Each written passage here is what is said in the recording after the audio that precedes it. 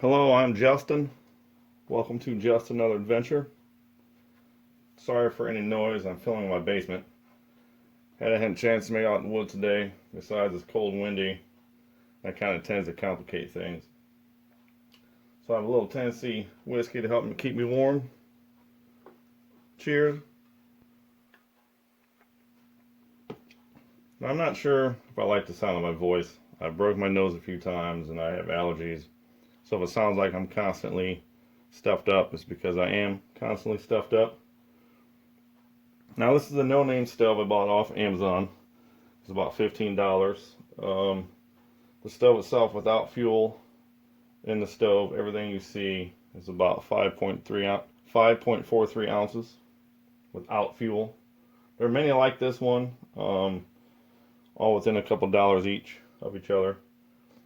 When you get the stove, it comes with a bag, it comes with a stand, stove itself, a lid, an O-ring, and a simmer ring / snuffer. Now, this stove holds 3 ounces of fuel, and 3 ounces of fuel will fill to the top of this ledge on the body. There's a ledge around here, and that's where the fuel will go to. It burns full 3 ounces about 35 minutes. Does not come with a windscreen. It does not come with pot supports. So I made a windscreen. Some aluminum foil, some clear tape. Sorry if there's any glare, and some skewer sticks. Now, obviously, if you're not in dirt, you may have to find rocks or something to form around your screen. Depending on the size of your pot, will depend on the size of your screen. Obviously, the height and the length. But that's what I made out of that. And if you don't have this, you'll have to improvise. I've used rocks before. I've used small piles of wood or piled up logs, things of that nature. Now, this stove sits inside under these supports. It's kind of hard to get in there. You have to monkey with it. Now, or it sits on top. Now, I'm assuming, it's kind of a pain to get out. I'm assuming it's supposed to sit on top. That just makes sense. Now, the $5 cup you get from Walmart without supports fits inside the stove. Well, I don't like that. That's too snug. If this was lit, it's just not, it's not easy to do. Now, a Stanley pot will fit inside, but it sits on top of the stove, and I don't like that.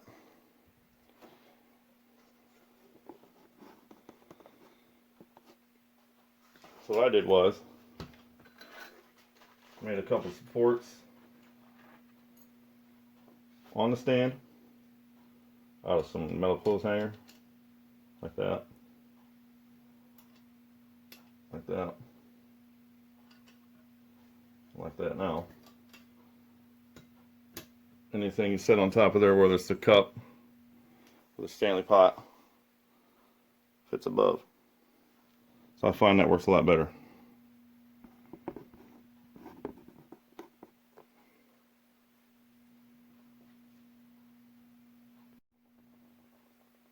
I've added some fuel. I've lit the stove. Currently using heat fuel stabilizer, which is antifreeze for the gas in your car. It takes a few minutes for the jets in the stove to build up pressure.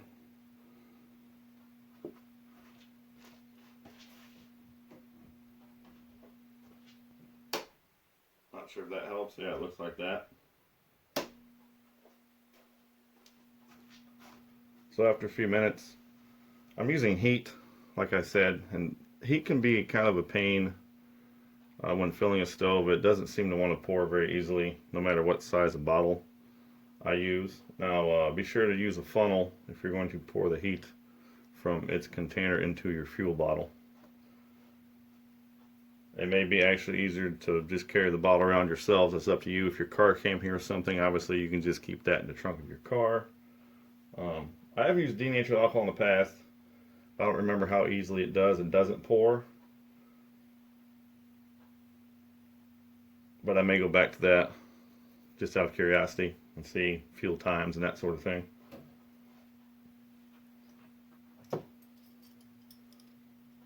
Now when using the stove, you'll find that you have to take away and add one of the supports. You cannot put the simmer ring snuffer on the stove with a pot and support. And you cannot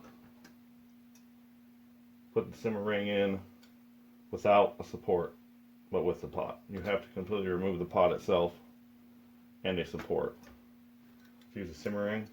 Now it takes about 7 minutes for 2 cups of water to boil. You have to adjust your simmer ring ahead of time to decide. You can move it a little bit, but it's not maybe as safe. That's up to you to decide if you get one of these stoves.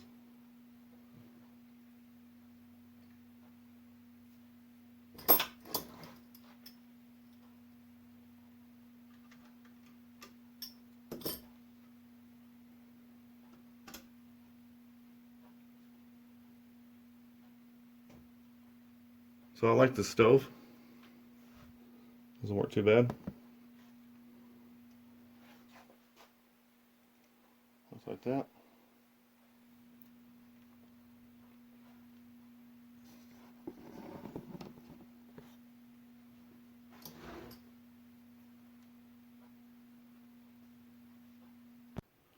So my experiment worked.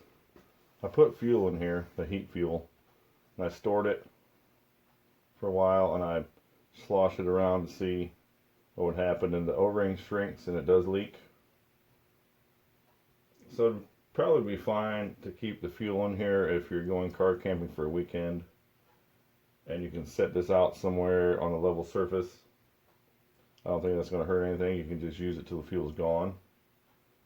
I wouldn't try and pour the fuel from here back in your fuel bottle. That's just not safe, and you're probably going to spill half of it anyway. And I don't recommend carrying this kind of fuel in your backpack. You just take a chance of contaminating the rest of your equipment.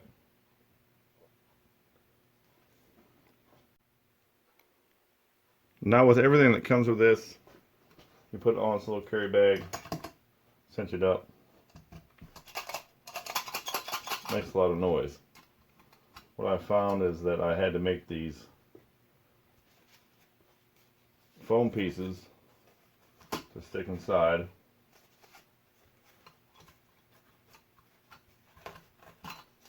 For traveling in your backpack to lessen the noise, that sort of thing.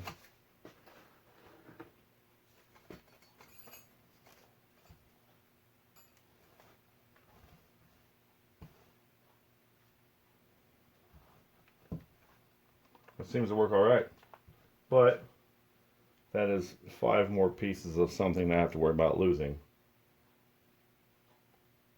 But hey, it works. Now if you're car camping, obviously you're keeping this in the back of your car, cruising down the road. You could probably leave the foam at home. What noise it makes you're probably not going to hear anyway, but it's definitely going to rattle and annoy someone while walking down the trail. That's without a doubt. Now I have used this stove this summer on many car camping trips. I just got this in the spring, and it's been around the block a few times, as they say. I do like it. But for backpacking, I'd rather have a small canister, fuel canister and stove that fits inside my cooking pot. But I do like it. Make up your own decision, experiment. That's what it's all about. You like what you like. We all like different things. We all like the same things, and that's great. That's the point. That's why we do this. Other than the fact that we love the outdoors. So, good for us. So that's it. Thanks for watching my video.